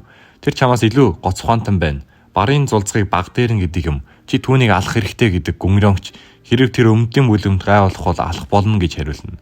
Энэ үеэр Саянг мөнхөөтэй дулдахаар гарч ирдэг. Саянг шууд дайрахад мөнхөө сэлэндээ энерги шингээж дайралтаас нь бултан ард нь гарч түүнийг ганц цохилтоор буулган авна. Тэгээд Гүнрён руу харж гараад ир гэдэг. Энэ тулааныг харахаар Бэкч босон ирж мөнхөө Гүнрён хоёр тулдан эхэлнэ. Тэр хоёр ан ман үдсэж Гүнрёнч дайрч мөнхөө хааж байтал Гүнрёнгинд цасан цэцгийн сэлэмгээд мөнхөө хальт цусна.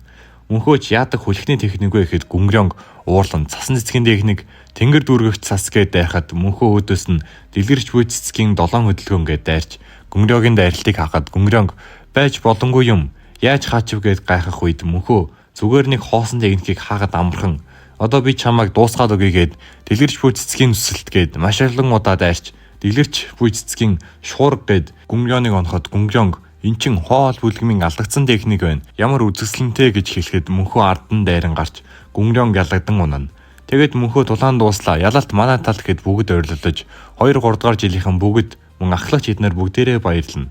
Тэгээд ахлагч өмдийн ахлагчлуу очин энэ удаад манайх азтай байлаа гэхэд өмдийн ахлагч боож өгтлээ уурлаж урдаа байх мөнхөөг хараад гартаа энерги шингэн одоо түүнийг алчий гэд бодоход мөнхөө ганц сайрал хангалттай байх уу дараа эрэхт илүү сайжрал ирээрээ гэдэг. Өмдийн ахлагч тесэртлээ уурлаж яг одоо явъя гэд хийдэг орхин явна.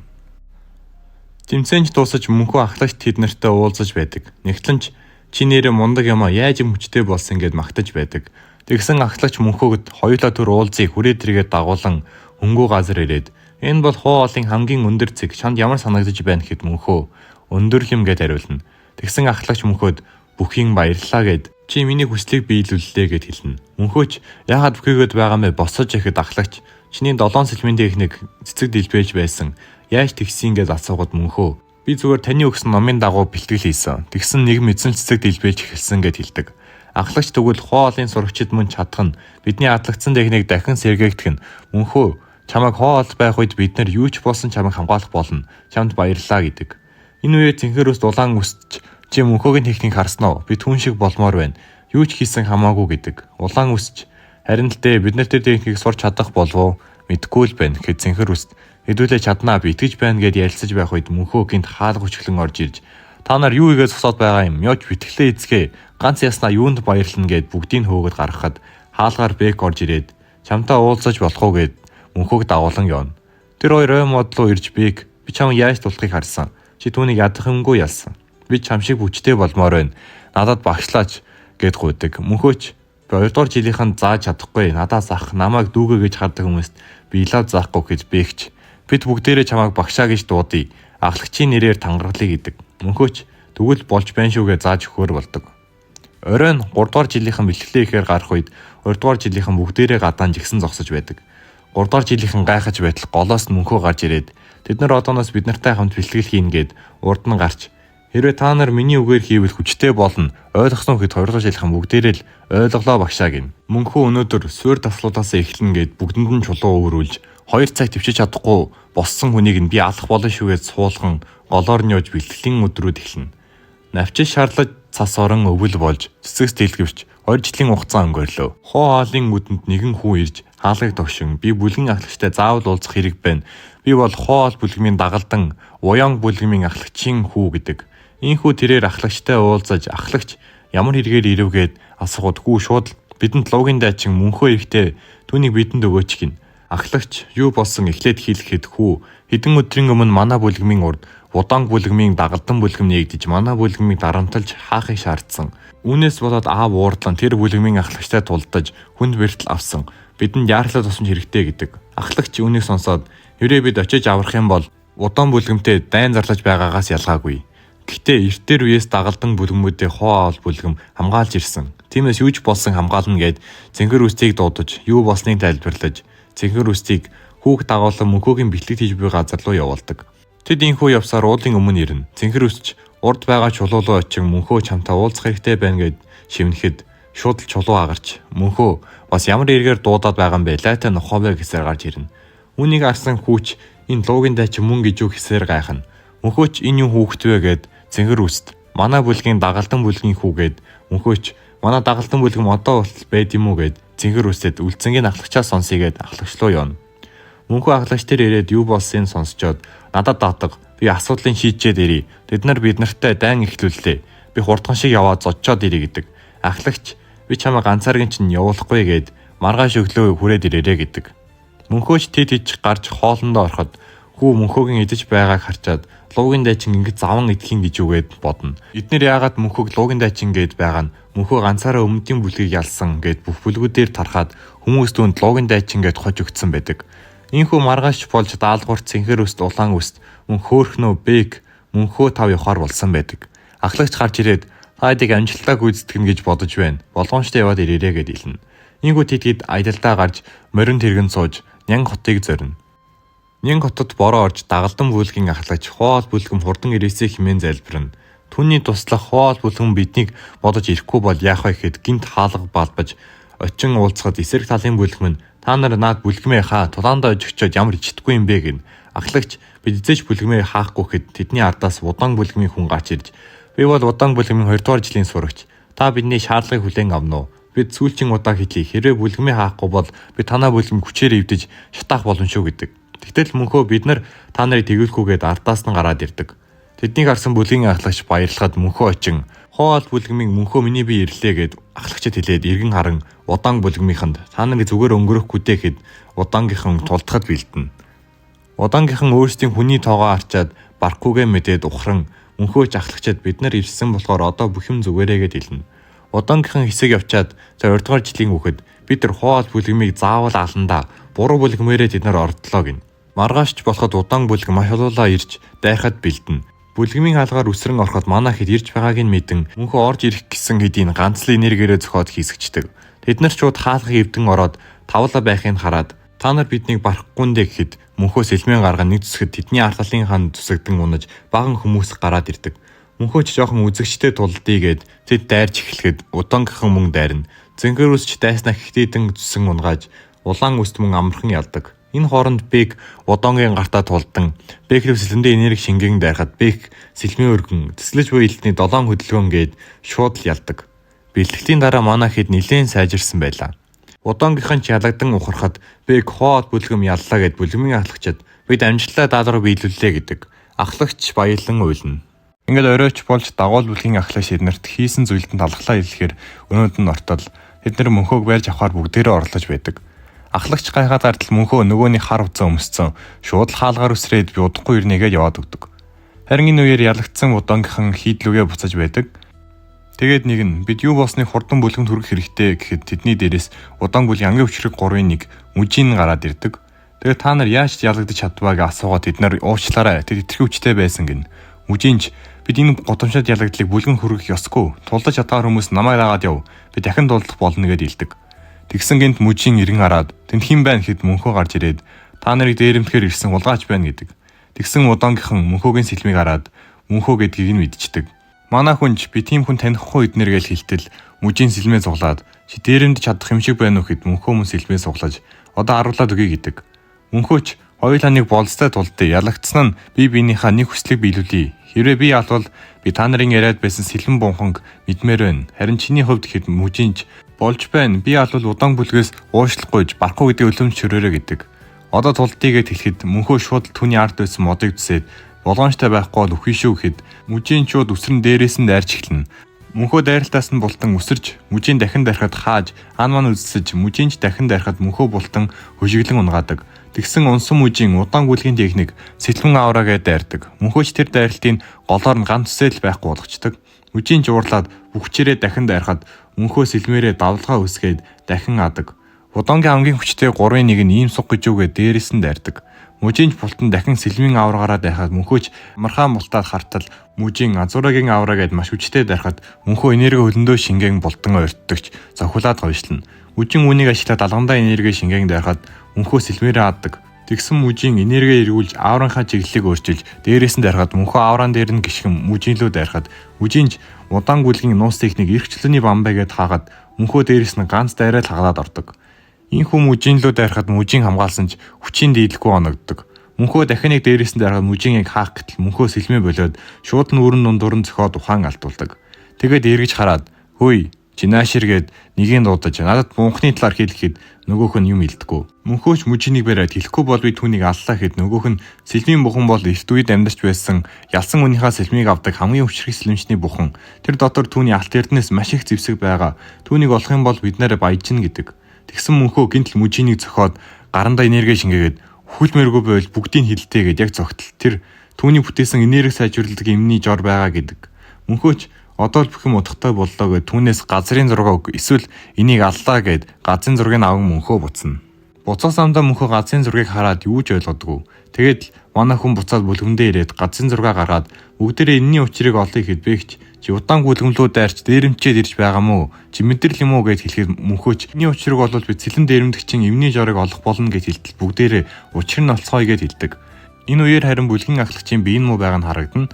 Ахлагч орондоо ороход мөнхөө гинт хаалгаар орж ирээд ахлагчийн мөрөн дээр даран унгааж би таныг имжлэх гэж байна гэд татан босгоод энергийн цэгэн дээр нь дарж өөрийнхөө энергийг оруулж дотроос нь түүнийг имжилдэг.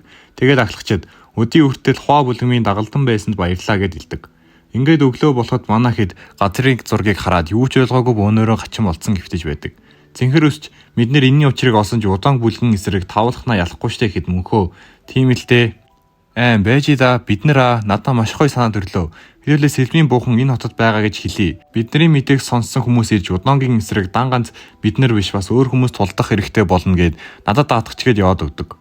Мөнхөө явсаар нэгэн газар ирээд хаалга нэвдээд ороод ирдэг. Тэгээд чи мэдээний бүлгийн даргана уу гэхэд нөгөөнийг бүдүүнэ. Тийм байна. Яасан бол гэхэд мөнхөөч газрын зураг гаргаж ирээд надад бизнесийн санал байна гин. Бүдүүнээч газрын зургийг хараад энэ юуны газрын зураг юм гэхэд мөнхөө энэ бол сэлбэн мөнхний газрын зураг. Үүнийг зарах хүсэлтэй байна гэдэг. Тэгсэн бүдүүнээ энийг жинхэнэ гэж хэн батлахын яг 100k-аар авъя гэтэл мөнхөө шууд л газрын зураг аваад явах гээд босдог. Бүдүүнээс сандаад 200k гэд хэлэхэд мөнхөө сонсчоод 200k гинэ мө гороос нохоо гэд гэрийн цүн хөшөглөөд хайдал бүдүүнээ 300k-аар авъя гэхэд мөнхөөч 3 сая төгрөгөөр авбал ав гэдэг. Бүдүүнээч 3 сая бид нар тийм их мөнгө байхгүй гэхэд яах вэ сүүлийн хүсэл 2 саяар авъя гэдэг. Мөнхөөч за тэгвэл өөр мөнгөтэй хүмүүслөө очигээд явах гэд бүдүүнээ за чи яаллаа 3 саяар авъя гэдэг. Тэгсэн мөнхөө 3 сая 500-аар ав. Чи анханасаа аваагүй болохоор нэмлээ. Дахиад нэмж бас болно шүү гэд хэлнэ. Бүдүүнээ шууд газар дээр нь сандраад авдаг. Бүдүүнээ ч мөнгөө өгч энэ газрын зураг хуурамч байх юм бод буцаагаад чамаар төлөөлнө шүү гэд мөнхөөч зүгээр дээ наа чин 100% бариг удаан бүлгийнх нь наадахыг чин өгсөн гэд мөнгө аваад явхаасаа өмнө нэрээ удаангийнхан одоо бараг олох гоо замдаа явж байгаа байх. Хурдлаараа гэд үсрээд яваад өгнө. Бүдүүнээ ч бүр гайхаад би чамайг заавал барьж авна да гэдэг. Тэгээд туслахаа дуудаж энэ мэдээг тараа мөн тэр луугийн дайчныг барьж ав гэд хэлнэ. Хэдэн өдөр ч өнгөрч сэлмийн бунхан байгаа гэдгийг сонсоод баахан хүмүүс ирсэн байдаг. Энэ ойгоорч мөн удаан бүлэг бэлэн болж манай хич бас бэлэн болж бөөнөрөө үсрэн явна. Тэгсэн мөнхөө явахыг харсан бүдүүнээ туслахуудаа дагуулan ардаас нь мөн явдаг. Удаангийнхан сэлмийн буухан газар байгаа газар төрүүлээд ирж удаангийн өвгөн сэлмээрээ доор бүрээ бухан хайцгаа гэд тэд хайж эхэлдэг. Тэгсэн нэг сурагч нь очлоо гэхэд өвгөн шууд сэлмэндээ энерги шингээгээд газрыг зүсэн бунхны алгыг олдог. Тэгсэн тэдний араас бунхны алгыг гисээр баахан хүмүүс ирэхэд удаангийнхан хамгаалж үсрэн дайрсан хэдийн удаангийн өөр нэг өвгөн гарч ирж алдаг. Тэгээд сайн уу хаа гэд хэлнэ. За толгой эргүүлэхийн тулд ах дүү гэд дуудаад явъя. Ах нь энэ хооронд сэлмэндээ энерги шингээж хаалгыг түсэн онгоолоход маш гүн нүх байдаг. Тэгэл удаангийнхан төрүүлээд бунхан руу орно. Энэ үеэр манай хэд ирж мөнхөө удирдан хүмүүсийн дундуур дайран явж бунхны алгын өмнө ирэхэд гинт ардаас нь хоолын луугийн дайчаан хоол бүлгмийг ийм гэж бодсонгүй нэрийг нь чи гутаалаа хэд мөнхөө буцан эргээд бүдүүнээ дээр ирээд бүгдийг нь барьж аваад хаалга руу шидчихдэг. Ардаас нь тэгээд өөрөө өсрөн орж хаалгыг хаахгаад ханын төсөн орно. Мөнхөөч доошо буугаад энэ бол энгийн нэг агуу биш. Жоохон болгоомж албал өгөх болно. Болгоомжтой байгаараа гэд нөгөөддөө хилээд тэгээд тонглоор үргэлжлүүлэн явна. Бүдүүнээ ч ашиггүй нэг хаалгаар орлоо гэд дээшээ хартал мөнхөө гэрэлтдэг чулууг нь ухаж авч байдаг. Мөнхөөч энэ хэд нилийн өмнө хөрөндөө гэд бодно. Тэгсэн тэдний урд цогцснууд гараад ирдэг. Бэгч эдний цус хар байна. Хор ашигладаг хүн байгаа юм байх та хэд мөнхөө тэд нар хортой зүүнд оногдсон байна. Хөлдөөрхөө сайн хараарай өрх байж магадгүй гэд үргэлжлүүлэн явна. Тэгсэн бүдүүнээ таазан дээрээс улаан гэрэл аваад мөнхөөд би чиний хараагүй гэрлийг авчлаа гэхэд мөнхөө битгий шижигтэй юмсыг аваад бай гэхэд тэдний ардаас хонглоор чулуу уруудан орж ирдэг. Мөнхөө шууд хам хурдаараа гүүгээрээ гэд тэд гүүж эхэлнэ. Мөнхөөж бидний анзаараа баригдах нь гэд аргашаа өсрөн тэр идэд намайг тоолдгүй гүүхэд улаан үст гэрэл харагдлаа гин.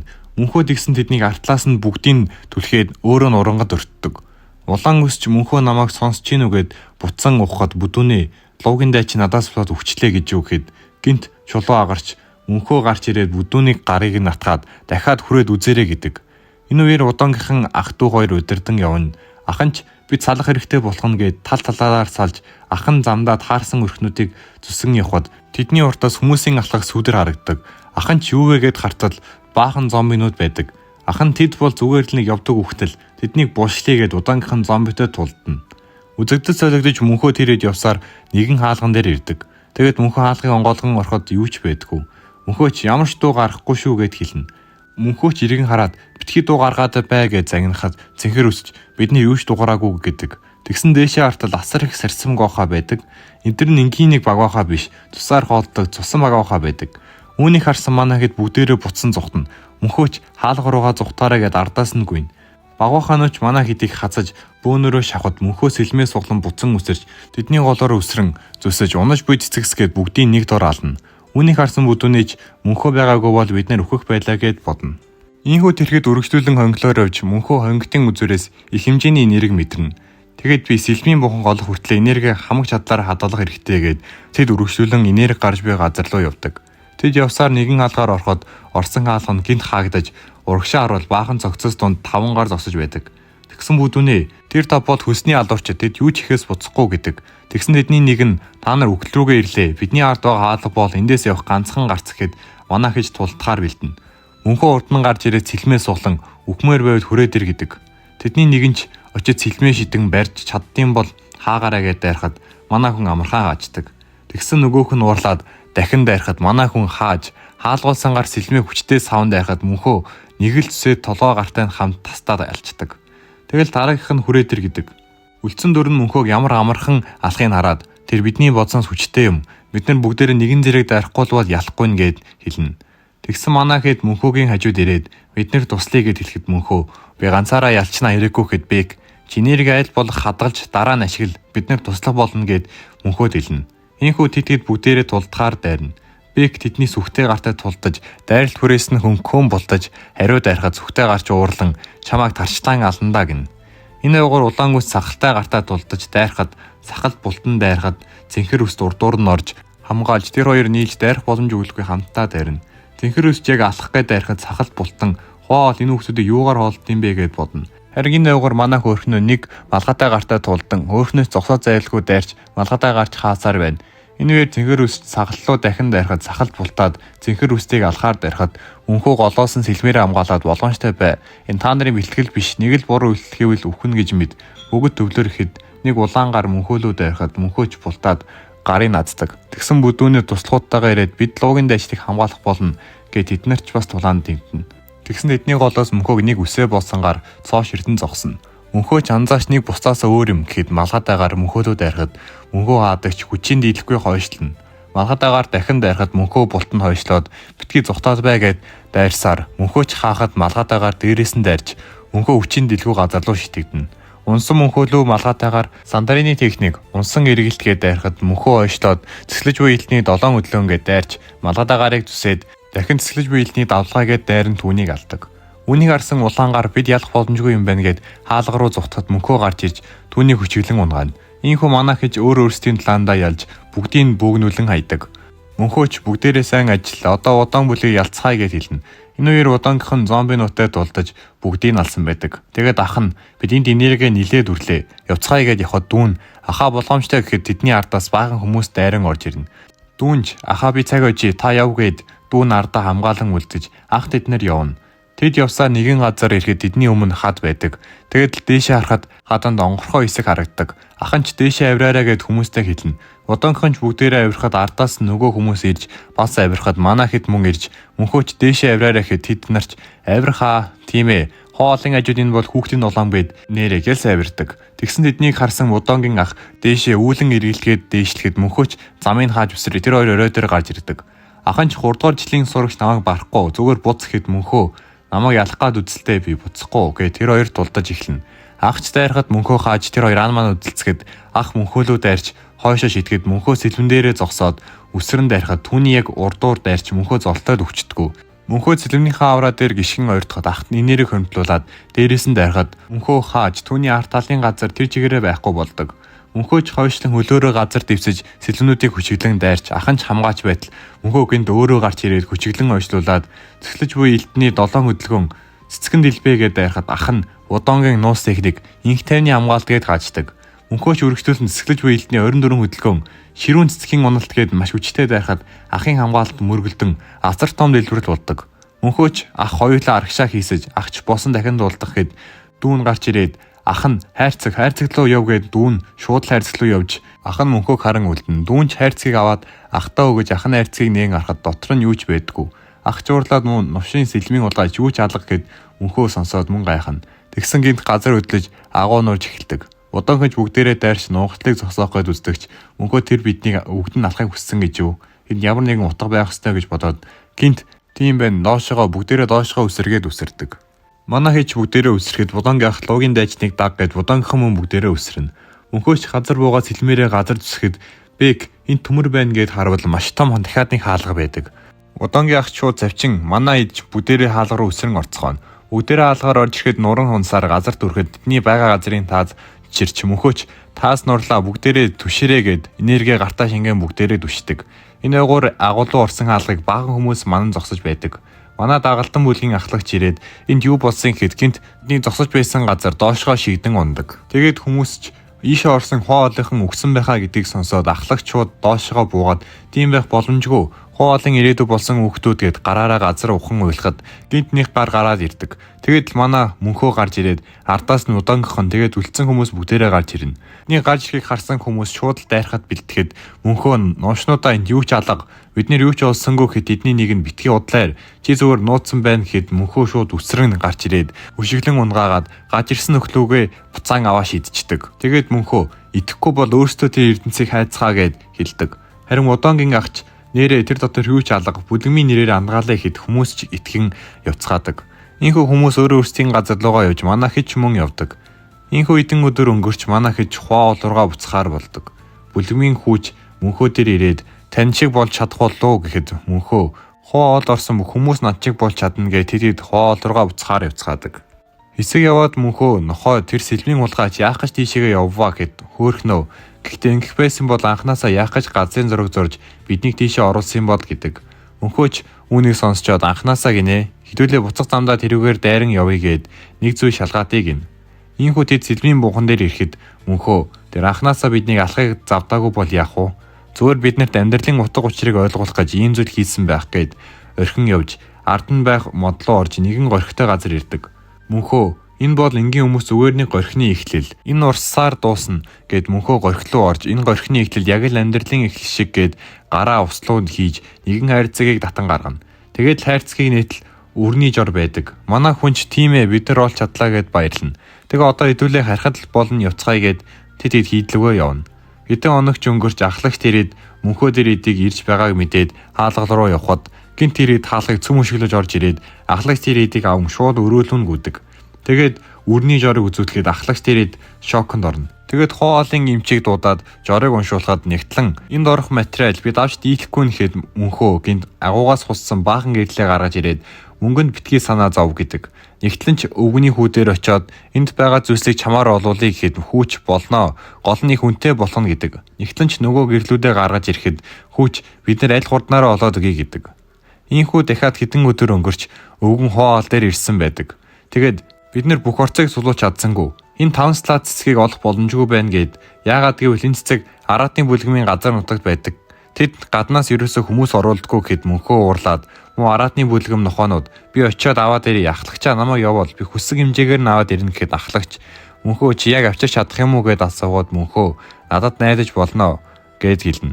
Маргаашинч болоход ахлагч тэр эдийг дуудаад бүрэн болоогүй үрлийг урд нь тавьдаг. Тэгээ ахлагч гүйцэд болоогүй ч гэлээ идээд үз гэж манаа хийж үрлийг идэнэ. Үрлийг идсэн бэг асар их энергийг мэдэрч манаа хийж бүгд өөр төвшөнд очдог. Бэгч би хүч чадлыг мэдэрч байна гэд мөнхөөлөө хартал мөнхөө бүр нисээд амар гэрэлтээд ахлагч юу болоод байна хийн завдалгүй мөнхөө дэлбэрч утаан дундаас манай хүн гараад ирнэ. Тэгээ манай хүнгийн ухаа ороод энд юу болоо вэ гэд хэлнэ. Ахлагч нэгтлэнд мөнхөө хэрэг хүчтэй болсон бол гэ мөнхөөлөө харахад мөнхөө би таны болж байгаас илүү хүчтэй болсон гэд хэлнэ. Тэгэд мөнхөө дахиад хэдийг идчихвэл бүр аландаа гэж ахлагчид хэлэхэд ахлагч дахиж өгөхгүй гэдэг. Мөнхөө харин бид одоо харь газар руу маш хэцүү даалгаварт явлаа. Бидний аль нэг нь гимчүүл өвчүүл яана бидэнд тавхан байхад л болно гэд ахлагчаас гуйдаг. Ахлагч хөөрхий яах чаргагүй болж шөөрөөд мөнхөө тэр идэд амьд мэнд буцаж ирээрээ гэж тэдэд араатны бүлгмийн байгаа газар руу явдаг. Манайхэд өвгний хүү дээр ирж хөсөг тэрийг аваад аян замдаа гарна. Тэд энхүү хэсэг яваад мөнхөө жолооч нь энд зогсъё гэж хэлээд нөгөө ид дэвтэр гараад иргээд бүгдийн дагуулan гарч урдан зогсоод Бэкэс чи сэлмийн буханд хэрэг юм ийсэн гэд асууна. Бэк харин ингэж хэлмээргүй л байгаа ч чиний хөл чирэгдэхээс өөр юм хийгээгүй гэд хэлнэ. Мөнхөө ч яг зөв гээд та нар мөн үрлийг идсэн. Би та нарыг 1 сарын дотор тэр их энергийг зөв өрнөлүүлж соргоно. Тэгвэл одоо байгаагасаа та нар 2 дахин хүчтэй болно гэж хэлдэг. Үүнийг сонсон Бэк шууд л тгийгээ зөвшөөрнө. Мөнхөөч тэгвэл бэлтгэлээ орцгоё гэд манайхэд өдөр шөнөгүй үгтлээ бэлтгэл хийж нүд ирэмхийн зур 1 сар өнгөрч манайхэд араатны бүлгэмтэй ойролцоо танк бүлгмийн тосгонд ирэхэд манайхэд бүр үгтэл царайтай болцсон харагдана. Тэгэл Бэк хэдүүлээд харж яваад чадах хэрээрээ мэдээл олж ирийгээд манайхэд салан гэвч хүмүүсээс яаж араатны бүлгийн газар руу орохыг асууна. Хэсэг хугацааны дараа бөөнөрөө цуглаж ярилцахад манайхэд юу ч олоогүй байдаг. Тэгсэн улаан үндэст бидний ганц орох арга нь танк бүлгээс тусламж авч тэдний доорх нэрээр л орох боломжтой юм байна гэдэг. Мөнхөөч за тэгвэл ихлээд хоноглох байраа олъё гэд танаа авчин нэр энд амьдардаг бидтэй танах л очигээд хэлнэ. Манай ич ингээд улаан үстийнхлээ очихоор явна. Тэгээд гэрт нь ирэхэд манайд бүр шок. Улаан үст энэ манай гэргээд аврах том газар ирдэг. Тэгсэн гинт хаалган гоож нэг өвгөн гарч ирж эзэнтэй ингээд хэврээд авна. Тэрийг дотгошоо ороход аав ээж нь ч мөнгө ирснийг гайхаад тэрвэрнэ. Ийхүү улаан үст жаавтайгаа уулзаад аав нь олон жил харсангүй ашгүй миний хүүж эндээ үлдхэн гэтэл улаан үст би энд үлдэж чадахгүй. Би бүлгмийнхаа даалгавраар л ирлээ гэхэд аав нь юу яриад чиний гол үүрэгч энэ гэр бүлийн бизнесээ өвдөж авах гэж хэлнэ. Энэ үеэр ээж нь гарч ирээд би сонссон. Чамайг тийм аюултай газар руу явуулах гэхэд улаан үст очоод энэ бүхэн хоол бүлгмийн төлөө энэ бол миний шийдвэр гэдэг. Аав нь ч үүнийг сонсоод миний хоёр хүн болжээ гэж явуулахаар болно. Тэгээд аав нь манай хэдтэй уулзахад Бэк өөрийгөө танилцуулна. Аав нь хүү маань олон жил алга болчиход одоо ингээд дахиад яваад өгөх гэж гэхэд Бэк аав ээж болгон л хүүдээ санаа зовно. Бид ойлгож байна. Тийм болохоор бид түүнийг энд үлдээж даалгаварт авч явахгүй гэдэг. Улаан үс шууд уурлаад юу яриад энэ хүртэл дагуулж ирчээд би заавал явна гэхэд мөнхөө би түүнийг орхичоод яаж зүгээр явах вүлээ Бэк. Тэр ганцаараа сонголтоо хийх эрхтэй гэдэг. Тэгсэн нэг туслаг орж ирээд бид нар дээр зочид ирлээ гэд аав нь гарахад танк бүлгмийн хүмүүс ирсэн байдаг. Аав нь ямар эргээр ирсэн бол гэд асуухад танк бүлгэм танаа хүү ирсэн гэж дууллаа. Танк бүлгмийг биш сүрсэн хоол бүлгмийг сонгосон хүү чинь хэр хүчтэй болсныг харъя гэхэд мөнхөө хин сүрсэн эднэргээд байна гэж гараад ирдэг. Тэгсэн улаан үст гарч ирээд энэ бол миний тулаан би хоолын хүчийг үзүүлээд өгье гин. Тэгсэн тангийн хүнч бээлийн өмсөд эхэлнэ. Аав нь бээлийн өмсөж байна гэхээр тэд хор ашиглаж бүгчээрээ тулдах нь гэтэл улаан үст битгий надад санаа зов аваа гэд орилж тулдахад бэлэн болно. Тэгтэл дээд курсын та түүндээ тулдахад хэрэггүйгээд би тулдъя гэд нэгэн хүүхд тулдахаар болдог. Тулаан чихэлж тангийн сурагч баахан жижиг зөв мянган удаа шитгэхэд улаан үс нэг зүсэл зогсоож шууд очих нэг цохиж ухаан алдуулж ялдаг. Тэгээд мөнхөө шиг дараагийнх нь гин тангийн хүнч ганцхан цохилтоороо гэд гайхна. Харин манай мөнхөөч миний үгийг булаалаа гэсэн шиг гачин гарцсан байдаг. Тэгэл тангийн дээд үеийн сурагч нь гарч ирж тулдгаар болж тулдаан эхлэхэд тангийн сурагч ханцуунаасаа жижиг хутаг аван улаан өслөө шиднэ. Улаан өс цэлмэрээ агаад хурдан юмаа гэд эргээд хартал өөдөөс нь дахиад 2 ирж байдаг. Улаан өс үсрэн бултаад дахин 5 ирнэ. Тэгсэн улаан өс өөдөөс нь үсрэн очиж цэцлэж буй элтний 7 өдөлгөн гэд хааж эцэст нь би хийж чадлаа гэд урагшаага артал тангийн сурагч нисч би 11 хутганы техник гэд дайрахад бэлдэнэ. Танк бүлгэн бус бүлгэмээс өөр нь ганцаараа хутгыг ашигладаг. Тэгээд тангийн сурагч дайрахад улаан өст арай ядан бултаад эргүүлэн дайрч түүний хүзүүн дээр сэлмээ барьж би яллаа гэдэг. Тангийн сурагч би ялагдлаа гэж үгээд гайхахад аав нь хүүгээ хараад бахархна. Тэгсэн манай улаан үст гинт толгойн эргээд унахад мөнхөө очиж барьж аваад хартал сүүлийн дайралтанд нь өтөж хүзүүн тусагдаж цус алдсан байдаг. Тэгээд мөнхөө тангийн сурагч дээр очиод чи сайн байлаа. Гэхдээ илүү их бэлтгэл хийгээрэй гэд хэлнэ. Тангийн сурагч би чамтай тулбал хэрэг зөрүү гарах бол гэж асуугаад мөнхөө би угаасаа ялна л та. Гэхдээ чи 11 биш 12 хутгаа ашиглаад эхлэвэл эцүүдэж эхлэнэ гэд хэлээд яваад өгнө. Тангийн сурагч тэр яаж 12 хутганы талаар мэдсэн бол гэд гайхан үлдэнэ. Маргашинч болж улаан үстийн ав манай хэдтэй ярилцаж манай хүү харж андаараа гэд улаан үстийг явуулахаар болсон байдаг. Харин энэ үеэр тангийн сурагч бүлгийн алхагч дээрээ ирээд би хоолын сурагчид ялагдлаа. Би ямар ч хэтгэлийг хүлээж авъя гэхэд алхагч нь чи ялагдлаа үлээн зөвшөөрсөн сайн байна гэхэд тангийн сурагч тэнд мөн луугийн дайчин байсан. Тэр бидний нэг нууц сутгыг мэдэж байсан гэж хэлтэл алхагч яаж гадны хүн нууц техникийг минь мэддэг билээ. Би өөрийн биеэр очих болно гэдэг.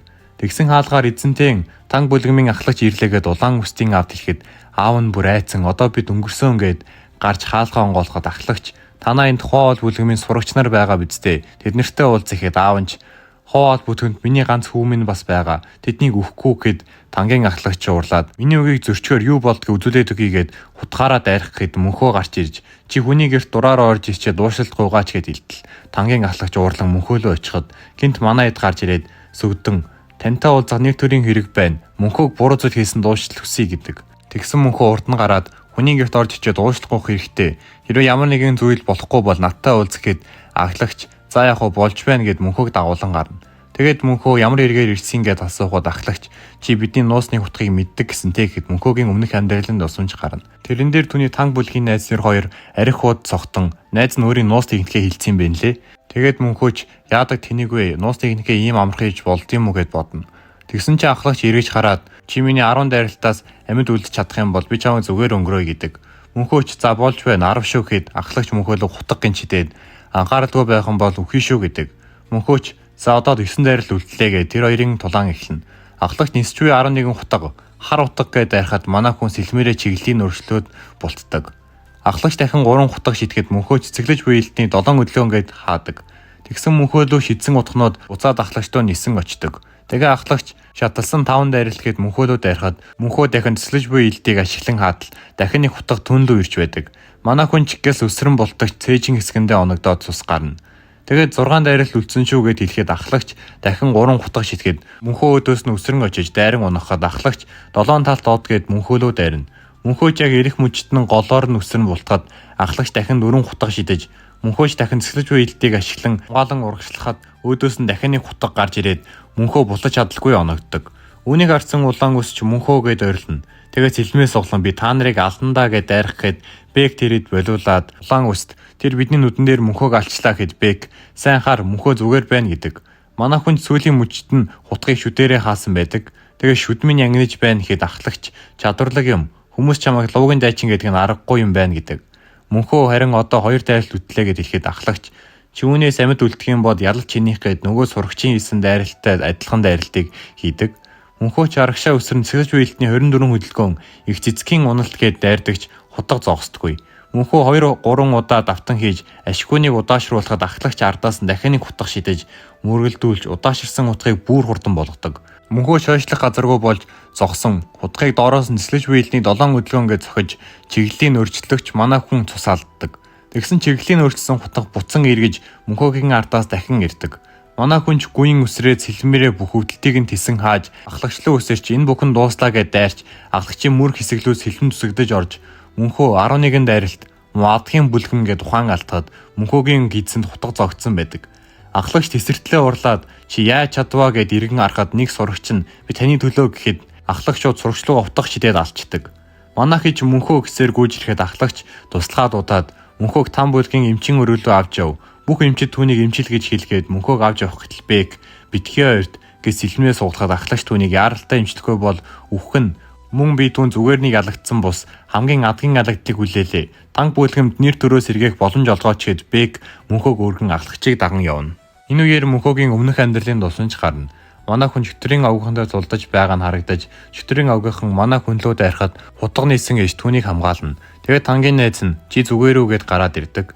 Тэгээд иймхэн эдийн барахгүй байгаа мó гэж тоглоход мөнхөөч үг хэлдэггүй.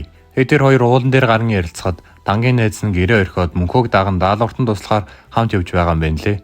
Мөнхөө чин даалгавраа хурдан дуусгаад эртхэн харьяа гэхэд анд нь гой сонсогдож байна гэдэг. Энэхүү манай хүн нүдэнэн сэрдэг. Тэгээд эргэн тойрноо хартал манай хэд мөнхөөг тойрон унтаж байдаг. Энэ үеэр ч ахлагч орж ирээд ашгүй чи сэрвүү. Чи 3 хоног унтлаа. Энэ хэд чамаа 3 хоног сахиж манай эмчнэрч ойртуулсангүй гээд луутай чи минь би чамаас зуушлах хүсье гэхэд мөнхөө ингээл болоо юу гин. Ахлагч чи юу хүсэж байгаангээ асуугаад мөнхөө танаа бүлгмийн бурханлаг эмийн үр байж болох юм гэхэд ахлагч гайхна. Ийхүү эдэн өдөр өнгөрч манай хэд хоол эдэн амарч байгаад ахлагч орж ирээд охиноо танилцуулдаг. Охин ч орж ирээд намайг соосоо танк гин. Эн чин баг манай хөөрхнөөс хөөрх юм шүү. За тэр яах вэ? Ингээд дахин эдэн өдөр өнгөрч мөнхөө гачин болцсон. Йоо тэр охин надаа салахгүй нэ. Намайг хаа ивсэн газар дагаж яваад хортой могоо шиг юмаа гэд ядаж байхад муу новшин ахлагч намайг түүнтэй гэрлүүлнэ гинүү юу болоод байна гэд орилно. Гадаанч соосоо мөнхөө гарч ирэх болчлоо яагаад гарч ирэхгүй байна гэсээр хүлээж байдаг. Тэгсэн ардаас нь дүүн та нэрээ мөнхөөтэй гэрлэх гэж байгаа мүү гэд асууна. Соосооч тэр бол аавын хүлээмж хүрсэн ганц хүн. би мөн энд үрд мөнх баймааргүй байна. Би түүнийг заавал өөртөө дурлуулна гэдэг.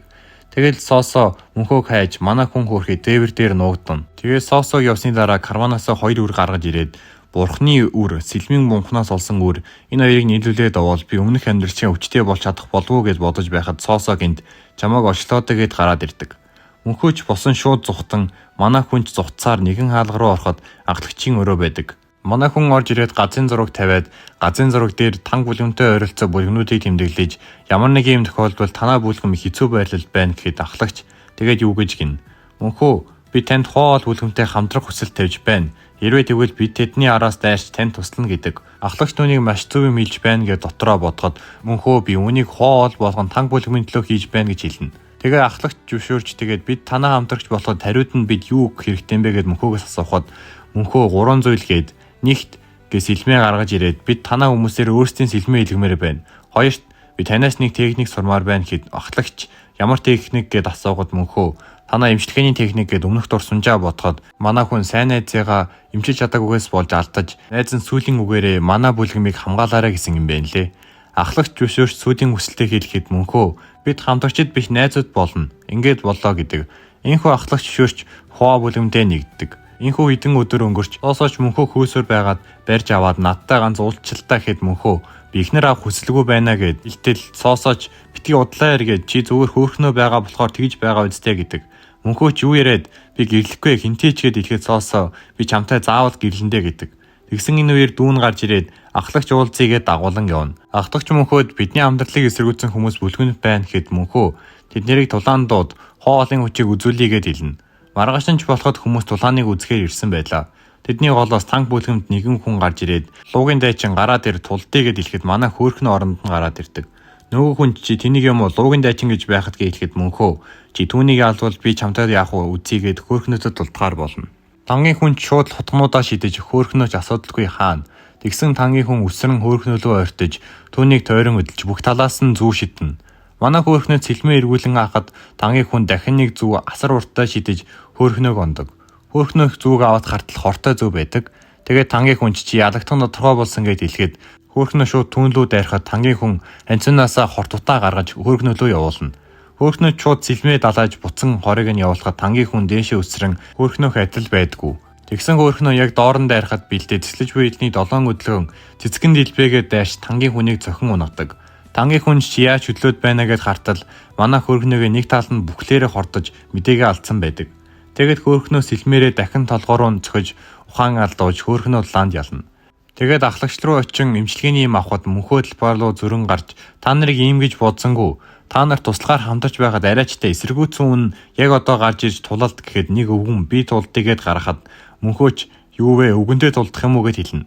Өвгөн жуурлаад би чамайг байхгүй болгоод өгье гэд тэр хоёр тулдаж эхлэхэд өвгнөөс маш хүчтэй хорт авраа ялгардаг. Манайхэд харахад нүд нь хорцож ярьсан захнана. Тэгээд өвгөн хорт алга гэд дайрахад мөнхөө бултаж өвгөнлөө дайрахад өвгөн баахан улаан бөмбөлөг шитгэхэд маш хүчтэй хорт утаа ялгарч өвгөнч ганц мөн хүүхэд надад юуч биш гэд дахин цэнхэр өнгийн хор шидэж араас нь маш хүчтэй хор шиднэ. Тэгээд өвгөн өөхөг хүртлээ дашлан зов гэд мөнхөөг артал түүний бүх бие хар өнгөтэй болсон байдаг. Тэгсэн манай мөнхөө нэг л амьсгалаад зүгээр болчдөг.